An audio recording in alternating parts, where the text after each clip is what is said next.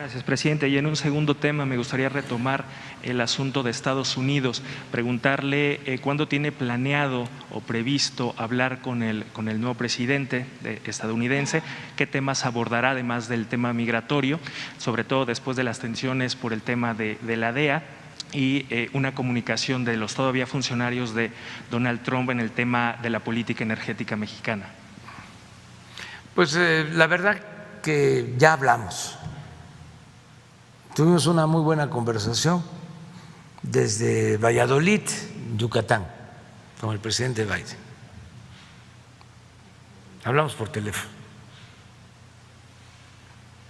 y tocamos todos los temas. Y ya se estableció la comunicación entre servidores públicos del gobierno de Estados Unidos y los servidores públicos de México. Ya están enlazados, están trabajando ya de manera conjunta. No hay nada que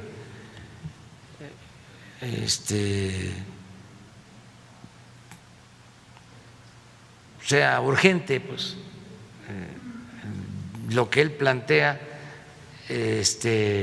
coincide con lo que nosotros estamos haciendo, lo vemos bien. Ahora, si hay necesidad de hablar por teléfono, pues lo hacemos, ¿no? Pero no es urgente. Por el momento no ve necesario volver a hablar con Biden. No hace falta. O sea, le deseamos lo mejor y con nosotros no va a haber problema.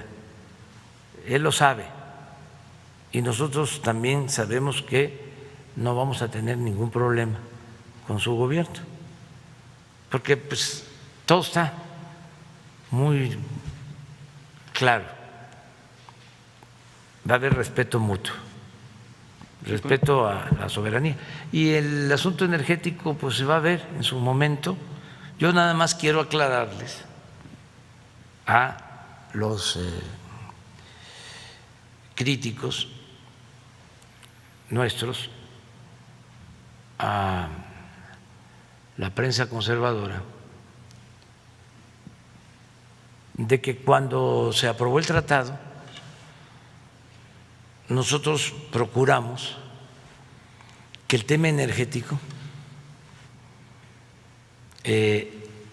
no quedara incluido en el acuerdo y que en materia de petróleo se estableció incluso, había un capítulo amplio que no aceptamos, que querían una integración en materia energética, incluyendo el petróleo. Entonces, no entró el tema del petróleo en el tratado. Esto fue un motivo de una diferencia de fondo, se rompieron las pláticas. Yo todavía era presidente electo, pero no acepté como estaba redactado el capítulo energético. Se rompieron las pláticas, hubieron presiones y a la semana hicieron una consulta al presidente Trump y él estuvo de acuerdo en nuestra propuesta. Y a ver si Marcelo Ebrard a lo mejor nos está escuchando, nos manda cómo quedó el texto, porque es un párrafo o dos en el tratado,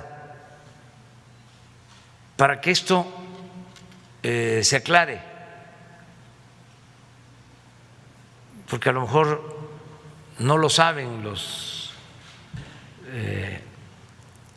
expertos o especialistas o comentaristas o articulistas.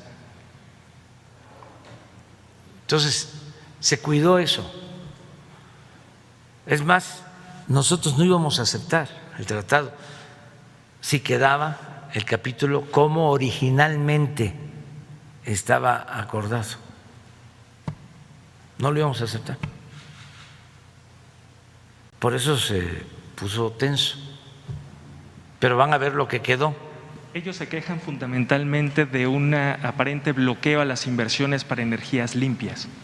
No, es que se debe de entender de que en el periodo neoliberal no les importó a los gobernantes defender a las empresas públicas, a las empresas de la nación.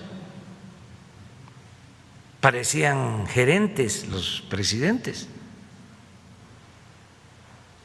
nada más atendiendo los asuntos particulares y no atendían los asuntos públicos, lo que tiene que ver con el pueblo de México.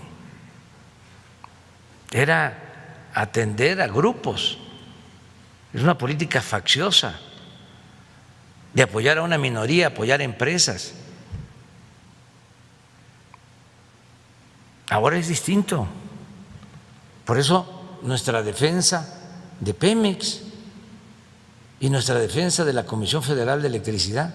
Y les extraña que nosotros estemos protegiendo a Pemex y protegiendo a la Comisión Federal de Electricidad.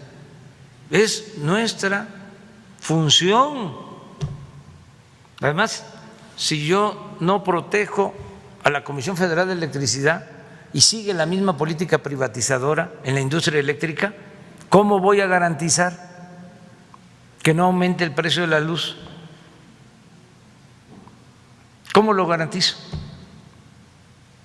Si a estas empresas, aunque se disfracen de ambientalistas, lo que les interesa es el lucro, los billullos. Entonces yo tengo que defender a la Comisión Federal de Electricidad. Se acaba la Comisión Federal de Electricidad y quedamos en estado de indefensión los mexicanos. ¿Y qué? ¿Ya no tuvieron ellos tiempo suficiente para demostrar que era mejor la política privatizadora? ¿Qué sucedió en todo el tiempo en que ellos manejaron al gobierno, que eran los dueños de México? ¿Qué sucedió con el precio de la luz? ¿Bajó?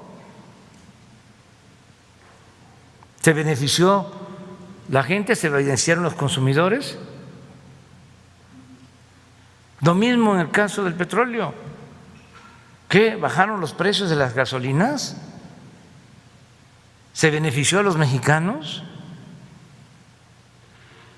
¿Y quieren más todavía? Pues que me digan nada más de qué quieren su nieve. Por último, presidente, a reserva de que pudiera pasar lo del tratado. A ver, porque esto no se… Préstame. Esto a lo mejor no lo saben. Capítulo 8, reconocimiento del dominio directo y la propiedad inalienable e imprescriptible de los Estados Unidos mexicanos de los hidrocarburos. Así quedó. Reconocimiento del dominio directo y la propiedad inalienable e imprescriptible de los Estados Unidos mexicanos de los hidrocarburos. Según lo dispone este tratado, las partes confirman su pleno respeto a la soberanía y su derecho soberano a regular con respecto a asuntos abordados en este capítulo de conformidad con sus respectivas constituciones y derecho interno en pleno ejercicio de sus procesos democráticos. En el caso de México, y sin perjuicio de sus derechos y remedios disponibles, conforme a este tratado, Estados Unidos y Canadá reconoce que México se reserva su derecho soberano de reformar su Constitución y su legislación interna. Hasta ahí la dejo, pero lo vamos a terminar, porque esto es todo el capítulo. Eran como 100 hojas y ahí sí estábamos, nos tenían bien apergollados. México tiene el dominio directo y la propiedad inalienable e imprescriptible de todos los hidrocarburos en el subsuelo del territorio nacional, incluida la plataforma continental y la zona económica exclusiva situada afuera del mar territorial y adyacente a este, en mantos y yacimientos, cualquiera que sea su estado físico, de conformidad con la Constitución Política de los Estados Unidos Mexicanos. Pero esto es muy importante. México se reserva el derecho soberano de reformar su Constitución y su legislación interna. Entonces, esto es lo que establece el tratado. Entonces nosotros dejamos libres, no comprometimos todo lo que es el sector energético. Por esto. ¿Quiere decir, presidente, que no habrá ningún cambio ni flexibilización en esta política? No, no va a haber cambio. No va a haber cambio porque no vamos a seguir con la política de desmantelamiento de las empresas de la nación. Y que no les extrañe,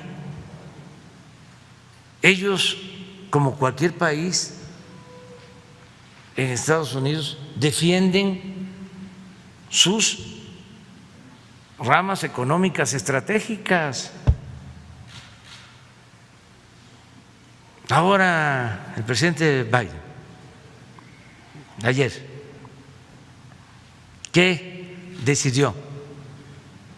Cancelar un oleoducto, Alaska.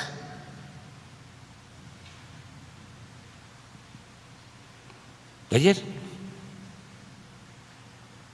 No sé por qué razón, pero